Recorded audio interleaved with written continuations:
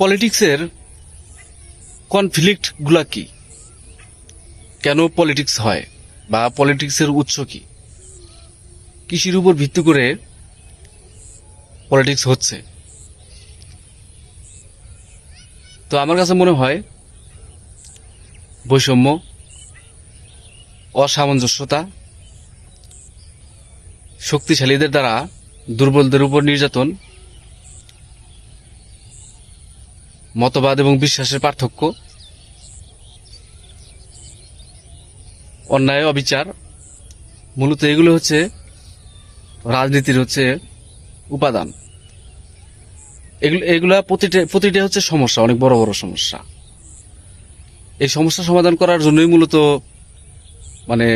রাজনীতি করা হয়, কিন্তু আসলে কখনোই রাজনীতিবিদরা সফল হয় না। কারণ হচ্ছে যে এগুলা যদি সফল সমাধান হইতো, সঠিকভাবে সমাধান হইতো, সবাই যদি সমকক্ষ হয়ে যেত, সমান সব দিক থেকে, তো তাহলে তো কেউ কারোর সাথে পাঙ্গা নিতে যাইতো না,